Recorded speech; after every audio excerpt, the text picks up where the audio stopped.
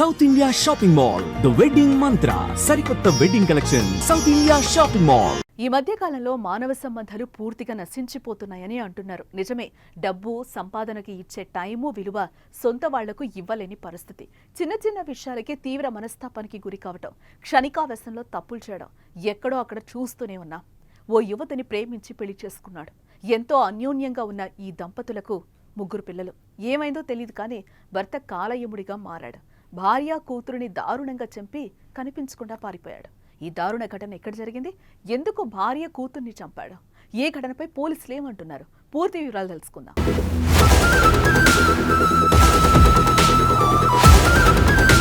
ఉత్తరప్రదేశ్లోని ఆగ్రా జిల్లాలో తల్లి కుమార్తె హత్య తీవ్ర కలకలమే సృష్టించింది. తల్లి కూతురు మృతదేహాలను చూసి స్థానికులు పోలీసులకు ఫిర్యాదు చేశారు. ఘటనా స్థలానికి చేరుకున్న పోలీసులు మృతదేహాలను అదుపులోకి తీసుకుని దర్యాప్తు ప్రారంభించారు. ఈ హత్య సదరు మహిళ భర్త చేసుంటాడని అనుమానిస్తున్నారు. ఈ ఘటన గురించి పోలీసులు పలు కీలక వ్యాఖ్యలు చేశారు. లక్ష్మీకాంత్ వర్మ గోల్డ్ వ్యాపారం చేస్తూ ఉంటాడు. లక్ష్మీకాంత్ 15 సంవత్సరాల క్రితం షాగంజ్ నివాసి కృష్ణని ప్రేమ వివాహం చేసుకున్నాడు.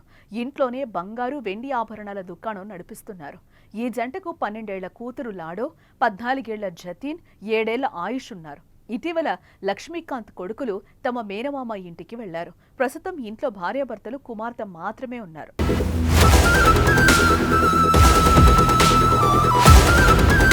మంగళవారం మధ్యాహ్నం 12 గంటల ప్రాంతంలో తరుణ్ వర్మ వ్యక్తి మార్కెట్కి వెళ్లేందుకు లక్ష్మీకాంత్ని బైక్ అడిగేందుకు ఇంటికెళ్లాడు. ఇంట్లోకి వెళ్లి చూసేసరికి కృష్ణవర్మ రక్తంతో తడిసి మంచం మీద పడుంది. కూతురు మృతదేహం పక్కనే మంచం మీద పడుంది. అక్కడే రక్తంతో తడిసిన ఇటుక కూడా కనిపించింది.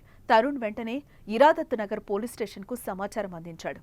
ఏసీపీ శంషాబాద్ గిరీష్ కుమార్ ఫోరెన్సిక్ బృందం అక్కడికి చేరుకుని ఆధారాలు సేకరించారు. కేసు నమోదు చేసుకుని పోలీసులు దర్యాప్తు చేస్తున్నారు. హత్య తర్వాత భర్త కనిపించకుండా పోవడంతో అతనిపై అనుమానాలు వ్యక్తం చేస్తున్నారు పోలీసులు.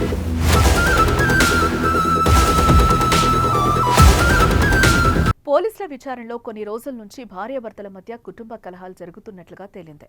మంగళవారం తెల్లవారుజామున 5 గంటలకు లక్ష్మీకాంత్ తన బైక్పై వెళ్తున్నట్లుగా చుట్టుపక్కల ప్రజలు చూశారు. అప్పటికే భార్య కూతుర్ని చంపి బైక్పై పారిపోయి ఉంటాడని పోలీసులు అనుమానిస్తున్నారు.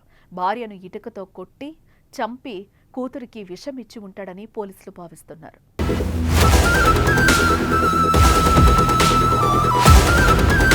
హత్యకు ముందే పగడ్బందీగా ప్లాన్ చేశాడు లక్ష్మీకాంత్. ఇంటి ముందు ఉన్న సీసీ కెమెరా, ఇంట్లో సీసీ కెమెరా పనిచేయకుండా ఆపేశాడు. రికార్డింగ్ సోమవారం ఉదయం వరకు మాత్రమే ఉంది. సంఘటన గురించి సమాచారం అందగానే కొడుకులు, అత్తామామలు ఇంటికి చేరుకుని కన్నీరు మున్నీరయ్యారు. కుటుంబ కలహాల కారణంగానే ఈ హత్య చేశాడా, వేరే ఇతర కారణాలు ఏవైనా ఉన్నాయా అన్న కోణంలో పోలీసులు దర్యాప్తు చేస్తున్నారు. ఎంతో హ్యాపీగా ఉన్న కుటుంబంలో ఇంత దారుణం చోటు చేసుకుంటుందని ఊహించలేకపోతున్నామని స్థానికులు కన్నీరు పెట్టుకున్నారు.